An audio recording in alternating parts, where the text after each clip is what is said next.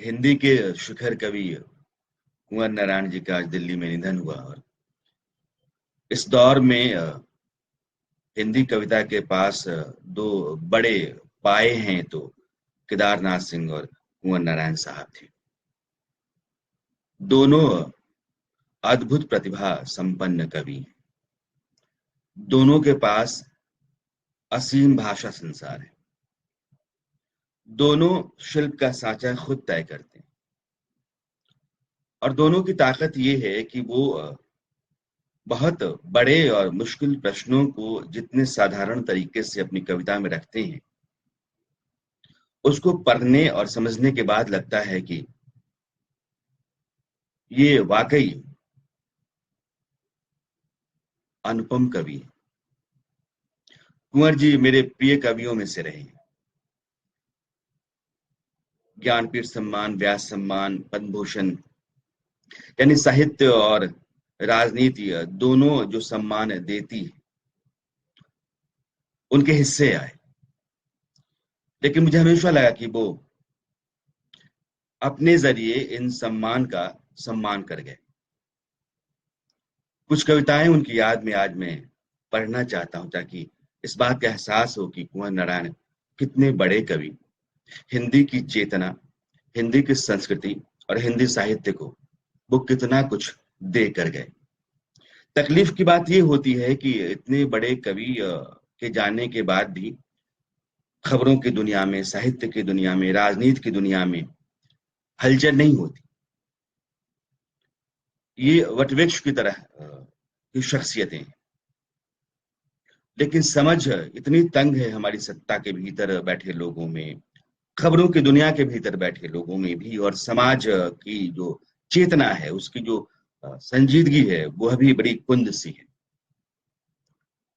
इसलिए ऐसे मौकों पर यह तकलीफ ज्यादा उभर कर आती है।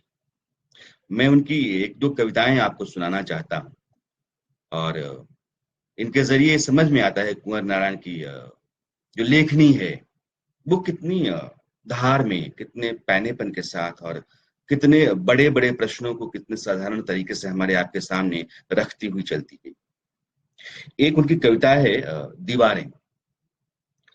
अब मैं एक छोटे से घर और बहुत बड़ी दुनिया में रहता हूँ।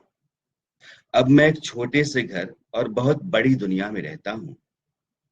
कभी मैं एक बहुत बड़े घर और छोटी सी दुनिया में रहता था। कम दीवारों से बड़ा फर्क पड़ता है। दीवारें ना हो तो दुनिया से भी बड़ा हो जाता है घर। एक कविता उनकी मुझे याद आ रही है, जो कुली होते हैं, हमारा आपका सामान ढोते हैं, उन्हीं पे उनकी कविता थी, आदमी का चेहरा। कुली पुकारते ही कोई मेरे अंदर चौंका। एक आदमी आकर खड़ा हो गया मेरे पास। सामान सिर पर लादे मेरे स्वाभिमान से 10 कदम आगे बढ़ने लगा वह, जो कितनी ही यात्राओं में ढो चुका था मेरा सामान। मैंने उसके चेहरे से उसे कभी नहीं पहचाना, केवल उस नंबर से जाना जो उसकी लाल कमीज पर टका होता है।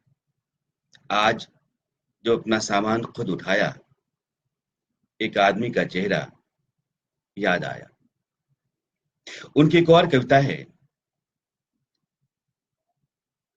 कोलंबस का जहाज।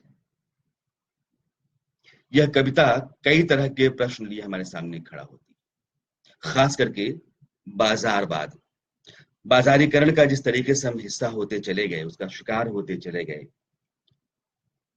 उस पर बहुत गहरी चोट करती है कविता। बार बार लौटता है कोलंबस का जहाज, खोज कर एक नई दुनिया, नई नई लाल मंडियां, हवा में झूमते मस्तूल, लहराती झंडियां। बाजारों में दूर ही से कुछ चमकता तो है, हो सकता है सोना, हो सकता है पॉलिश, हो सकता है हीरा, हो सकता है कांच। जरूरी है पक्की जांच, जरूरी है सावधानी। पृथ्वी पर लौटा है अभी अभी अंतरिक्ष यान, खोज कर एक ऐसी दुनिया जिसमें न जीवन है, न हवा, न पानी। एक बहुत ही सामयिक और सक्षम कविता कुंवर नारायण की लेखनी से मैंने पढ़ी है, और उसको भी मैं चाहता हूं कि आपके सामने रखूं। घर पहुंचना। हम सहूलियत पसंद कितना होते हैं, आराम पसंद कितना होते हैं, और विचारों को किस तरीके से हाशिए पर रखते हैं, इसको बहुत बारीकी से पकड़ती है कुंवर नारायण की कविता, जिसको कहते हैं घर पहुंचना। हम सब एक सीधी ट्रेन पकड़ अपने अपने घर पहुंचना चाहते हैं। हम सब एक सीधी ट्रेन पकड़ अपने अपने घर पहुंचना चाहते हैं। हम सब ट्रेनें बदलने की झंझटों से बचना चाहते हैं। हम सब चाहते हैं एक चरम यात्रा और एक परम धाम।